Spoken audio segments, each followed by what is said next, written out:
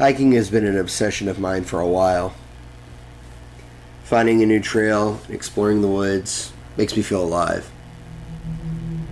I remember living in Birmingham, Alabama, and hiking the trails at Oak Mountain State Park. The Blue Trail was my favorite because it led to a waterfall at the end. It's been a dream of mine to hike the Appalachian Trail. It stretches across 14 states, and tomorrow I was going to start my 2,198-mile hike.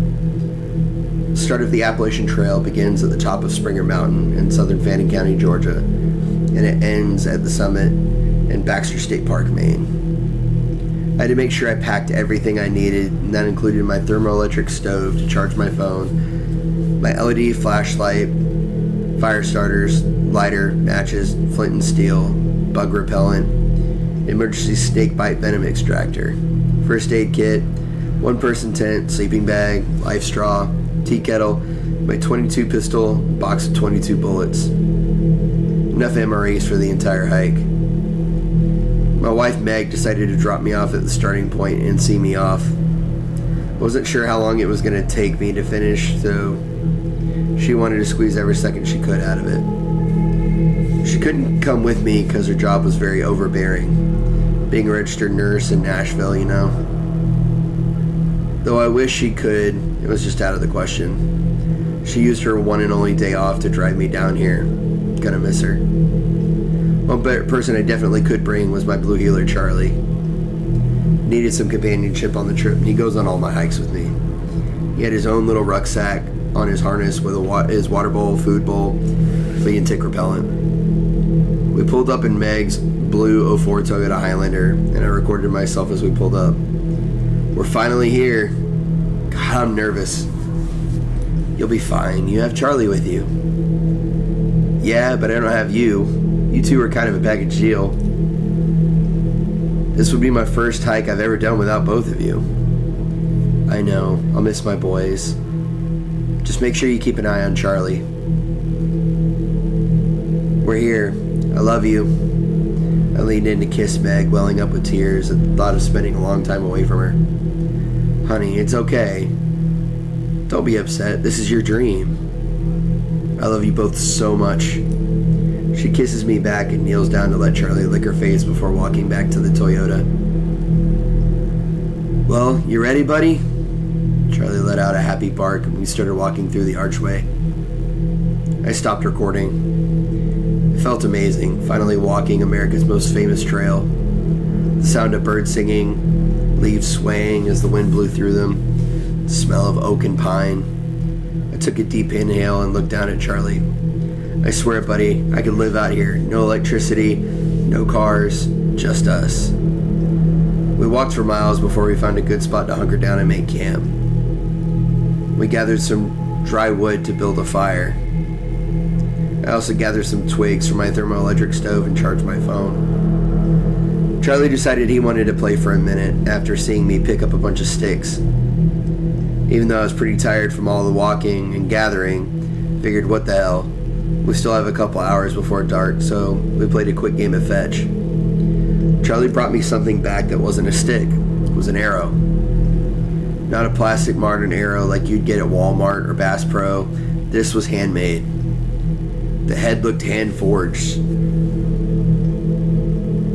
It was pretty sharp. The feathers were real and looked like they came from a red-tailed hawk.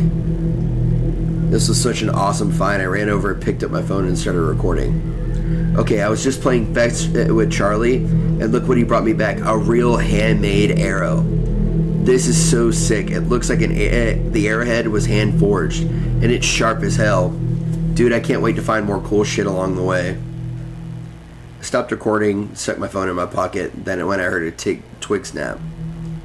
I looked over at Charlie, and he was frozen. I started growling in the direction I heard the snap. Hey, buddy, you see something? I knelt down next to him and scratched his back, the back of his neck. He didn't relax. Could be a bear or something.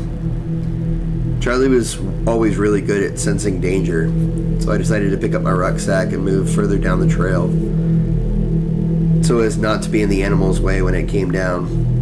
Usually bears won't attack unless they're starving or the mother has cubs.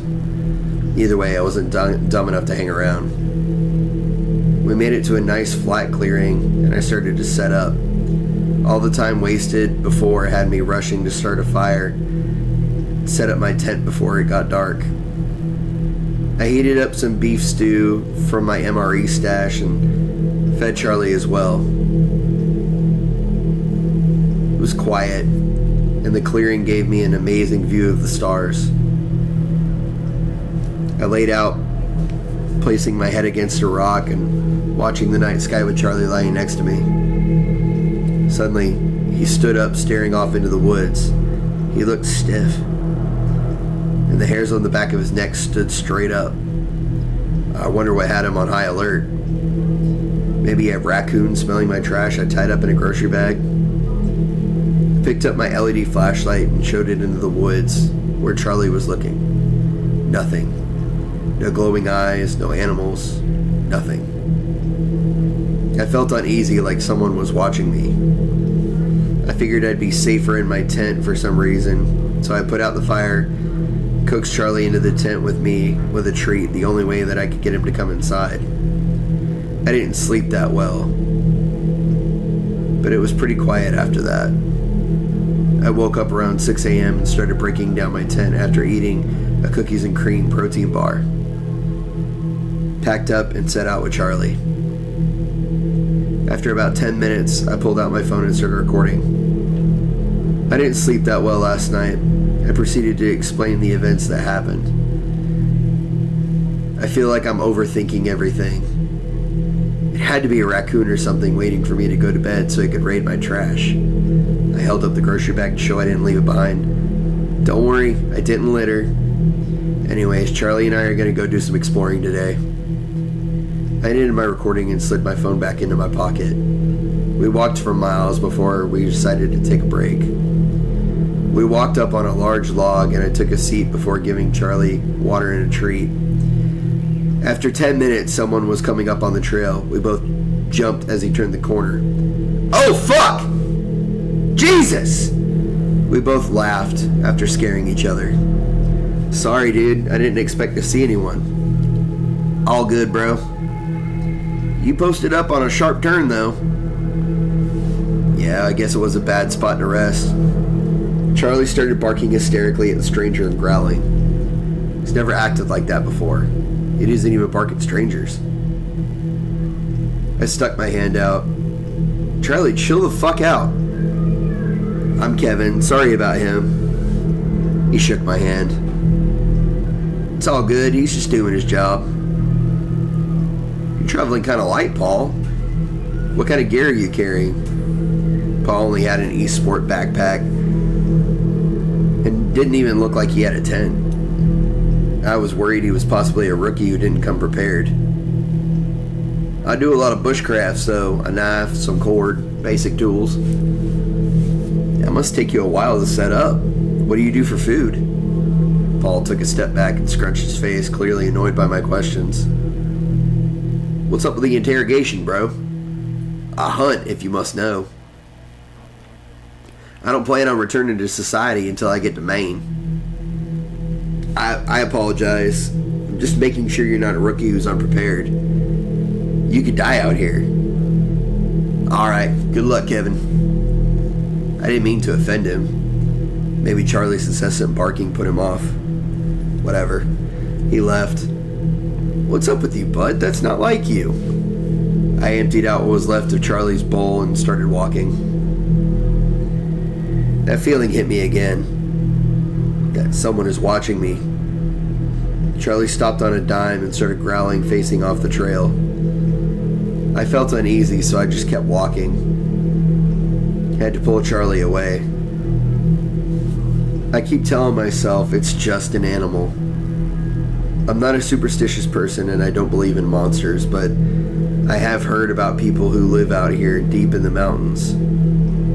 I mostly heard that if you don't bother them, they won't bother you.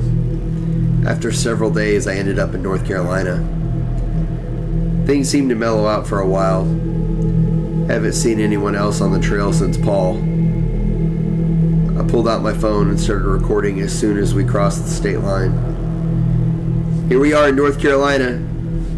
Charlie and I really miss you, Meg. Anyway, Anyways, love you. Feel so awkward filming myself. After a couple days in North Carolina, we see a man wearing what looks like a ghillie suit, mud covering his face. Hi there. No response. Are you out here hunting? No response. He turned and walked off the trail and disappeared into the brush. That was strange. Charlie didn't make a sound. No growling. His ears didn't even perk up. Weird, all those times of him snarling off the trail seemed totally unbothered. Good to see you're not freaked out. I sat on a tree stump and drank some water in between panicked breaths. I tried to reason with myself. Maybe he's just not into talking. He did look like a hunter, wearing that homemade ghillie suit and mud on his face. Maybe being away from humans is long as starting to fuck with me. I decided to stop and make camp a few hours later, far away from where I ran into that hunter. Ran into Paul again. He made shelter under this rock formation that protruded out, to block the rain. Not that there was any. He waited for me to come over and sit next to him, so we did. Charlie still didn't like him, so I set him up a runner just off Paul's campsite. Sorry about before, Paul. Really was just trying to be nice. Don't worry about it. You're welcome to camp here tonight if you want. Under this formation, we should be sheltered from any rain. What about wild animals? Your loud-ass dog should help with that. I got some fresh game if you want to break from the MREs. Yeah, I'm pretty sick of him at this point. Charlie wouldn't take his eyes off Paul. I tried to be nice and take Paul up on his invitation, but the fact that Charlie stood upright, staring at him, made me immensely uncomfortable. Actually, Paul, I should keep moving. I usually sleep with Charlie right next to me, and it looks like, by the way he's behaving, that's not going to happen. It's okay. More meat for me. Thanks anyway, bro. Have a good night. I can't explain it, but Paul makes me very uncomfortable. Again, maybe it's this lack of social interaction, but when your gut tells you that something ain't right, trust it. Charlie never acts like this back home, or when we go hiking on other trails. We made camp a few miles up the trail. I should have gone further. That night I didn't sleep a wink. I set up my tent and lit a little fire in my thermoelectric oven to heat my water and charge my phone for what I was going to record next. The trees were still, and it was dead silent. No birds, no wind, nothing. Charlie went on high alert, his eyes wide. After a few minutes, I heard a woman scream. I got down and stayed silent. Please, someone help me! It was Meg's voice. I jumped to my feet and almost screamed out for her before realizing there's no way she'd be here. I picked up Charlie and ran into the tent, hoping whatever was out there didn't notice us. Silly a notion as it may be, it was all I had to work with. I dug through my bag and found my .22 pistol, sat silent with Charlie. Dusk came and I kept hearing Meg's voice getting closer and closer. Why won't you help me? Charlie tilted his head confused. It's not her, buddy. Darkness came. I started hearing what sounded like Meg crying right outside my tent. It couldn't be her. That's impossible. The footsteps sounded like an insect. They stopped right in front of the entrance and the zipper started moving. I panicked and shot twice through the tent. I heard a painful screech and whatever that thing was running away. It didn't sound human. At dawn, I unzipped the tent, shaking like a leaf. Blood. There was a lot of blood in front of the tent, and it trailed off into the woods.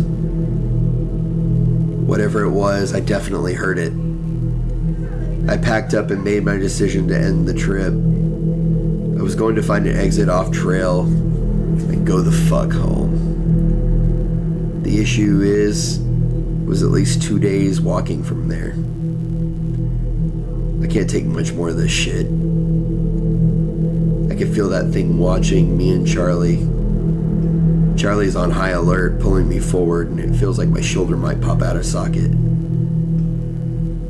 I swear I keep seeing what looks like some shit from the movie Predator. Are there multiple monsters out here? That night, Charlie and I tucked ourselves in a root hollow and covered ourselves with limbs and leaves. I could hear something moving past us, but I was so exhausted I passed out anyway. A quiet morning, singing birds is a good sign. The moment I crawled out of the hollow, I felt a bag swing over my head. Something dragged me out. I heard Charlie growling and barking at whatever attacked us. "Don't hurt my dog!" I heard a yelp and muffled barking. "Charlie!" Someone grabbed the back of my neck tight, spoke with the thickest southern accent I've ever heard. "The dog's good. Hush." "Where are you taking us?" Silence. We walked for about 6 hours. Every once in a while, they stopped to give me, and from what it sounds like, Charlie water. I'm confused. Why would these people kidnap me and my dog and make sure we were hydrated? I could hear some kind of wooden mechanism and large doors creaking before I heard what sounds like a crowd of people whispering and mumbling to each other. I was set down and the hood removed from my head. In front of me was Paul. "Do you know what that is?" A man sitting on a throne made of animal skulls, wood, and stone spoke to me. "What are you going to do to me? Where's my dog?" "The dog's fine. It's being fed." "Now answer me." What is?" What I'm assuming is the chief pointed at Paul. "That's Paul. He's a bushcraft nomad."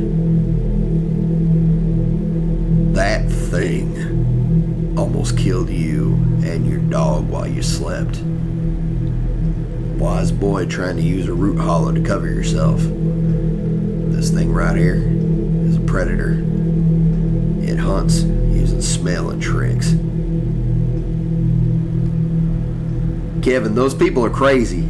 They've been stalking me since you left camp, trying to kill me.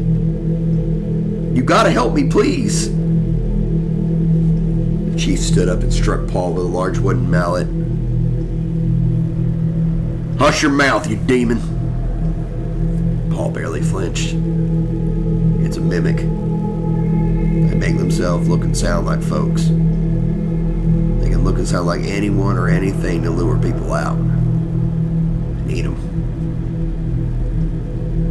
"That's insane. I was just enjoying the trail. Please don't kill me." The chief cut the ropes that had my hands tied. "Kevin, please, they're gonna kill me." Paul's fear was visible. He had snot pouring out of his nose and he was drooling while sobbing uncontrollably. "I shot it. If you're not what they say you are, you shouldn't have a bullet hole." Chief ripped off Paul's flannel shirt. Sitting on the left side of Paul's ribs was what looked like a bullet wound. Paul started laughing. The chief started wailing on Paul with ferocity. He didn't stop laughing. I started backing away as I watched Paul change. Bones popped, muscles stretched into something resembling a stick insect.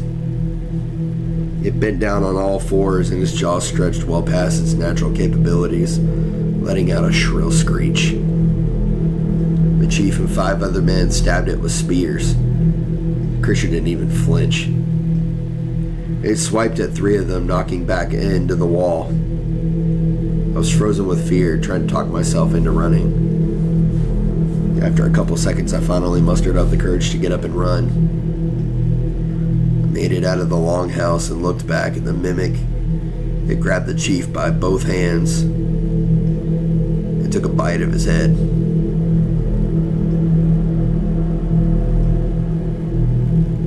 I turned and ran as fast as I could out of the wooden gates. Fuck! Charlie! I ran back into the village to get my dog. I found the mimic tearing through villagers, desperately fighting it to no avail. I snuck in between cabins before seeing a young boy, around 10, hugging Charlie for dear life. I had to make a decision at that moment to take the boy and leave him, or leave him. The mimic was still distracted by the other villagers, so I grabbed the boy. If you want to live, do as I say. I'm gonna throw you on my back. Hold on tight and don't let go. The boy nodded, his eyes flooded with tears. I saw my rucksack, so I got my gun, my map, my compass, and my phone. You're gonna have to keep up, Charlie. I threw the boy across my back and ran as fast as I could out of the cabin. The mimic screamed in front of me. I went for my gun before I could shoot. A woman shot it with an arrow. Go! It turned and ran after the woman. The boy screamed, Mama! Don't let go! I held his legs tight to my waist and kept running, Charlie leading the way out. We made it out and away from the village. I must have run 2 miles with that boy on my back before I had to stop. No water, no food. I had no idea where I was going. What's your name? I could barely breathe, let alone speak. Judah. Okay, Judah, can you read maps? Judah shook his head. Did your father ever take you hunting? Judah nodded. Okay, so can you recognize any of this on here? I showed him the map, and he looked confused. Okay, what about an exit out of the woods, to a place with cars? Judah looked more confused. Buddy, you're really not helping me here. Big metal vehicles that go zoom. Judah looked around and pointed back towards the village. You've got to be fucking kidding me, Judah. That's where the mimic is. Judah looked at the ground. Okay, buddy, I'm sorry. Is there any other way? Judah shook his head.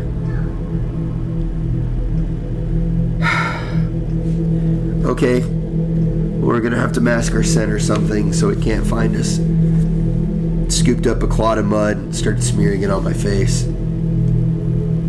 Judah held up a vial of yellow liquid he had in his pouch.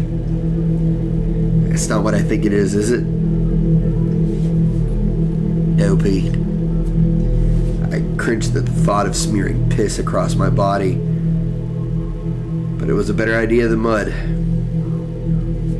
He poured some on my hands, and I wiped it on me and Charlie. Judah put some on. The shit is rank, like aged fermented piss. Judah led us off trail and back towards the village. This kid's pretty sharp. Staying off the trail was a great idea. Charlie's like a walking mimic detector at this point. Anytime I'd see him perk up in a direction, we would veer away from that area. When we got to the fence, we could hear chewing, bone snapping, the sound of that thing gnawing on human carcasses. I'll never forget that sound as long as I live. We made it past the village, and then some before darkness fell. We didn't have anything to sleep in or on, but Judah, being the resourceful kid he is, he found an old blind the villagers used for hunting. We hunkered down there. Sometime late at night, we heard a woman screaming in the distance. That's my mama. He jumped up, ready to run outside. Judah, listen to me. That isn't your mother. Your mother is dead, remember? We saw her sacrifice herself to save you. What if she's still alive? She needs my help. I can't let her suffer. You're very brave, Judah, but if you go out there, you will die. Judah jerks away from me and runs towards the sound. His mother screaming. I heard Judah screaming not long after that, before complete silence. I grabbed Charlie and cried into him. I wanted to help Judah. I tried to sleep, but for obvious reasons, I couldn't. At dawn, it felt like it was safe to exit the blind, make my way back onto the trail. I found Judah's body, what's left of it. It was nothing from the waist up. His entrails were strewn all over the place. Poor kid. Me and Charlie found the trail. After a quarter of a mile, we saw a sign stating the trail was a mile away. The exit of the trail was a mile away. I was relieved this was almost over. I started hearing Judah's voice off the trail. Help me! Me and Charlie started running. The voice got closer to the trail. Kevin, please help me! It was using Meg's voice again. I ran as fast as I could with Charlie in front of me. I started hearing cars. We were close. It was running along the wood line, chasing me before it reached out and grabbed me. Its jaw stretched out, insect-like mandibles, sharp fang-like protrusions along the edge of its mouth, ready to strike like a praying mantis. Before it could, Charlie attacked, distracting it for a moment, before I noticed the same bullet hole from before. I pulled out my pistol, pulled back the hammer, and shot it in the same spot. It let go and let out a painful screech. Its skin was thick like armor. But after shooting it in the same place twice, you could tell that I heard it. That explains why the villagers had such a hard time with it. Charlie, come on! Charlie paused for a second at the sound of my voice before the thing grabbed him with both hands. It ripped him in half. No! I froze in my grief. He was trying to save me and I got him killed. The mimic stood over me and let out a shrill purr. It sounded more like a chuckle. It started stretching out its jaw. It got close like it was going to take a bite. I shot it in the same place again, knocking it on its ass before shoving the barrel of the gun into the hole and shooting it 3 more times. It twitched before it stopped moving entirely. Fuck that thing. I took the ID tag off Charlie's harness before kissing his forehead, patting his bloody fur. I'll be back to get you, buddy. I left the trail and pulled out my phone. Fontana Dam was the sign out front. I called Meg to come and get me. It would be days before she could even be there, but she was relieved I was okay. I didn't tell her about Charlie, not yet. I turned back to the entrance before I went into town to get a room. There stood Paul right on the other side of the entrance, smiling at me. I flipped him off, kept walking. Fuck the Appalachian Trail.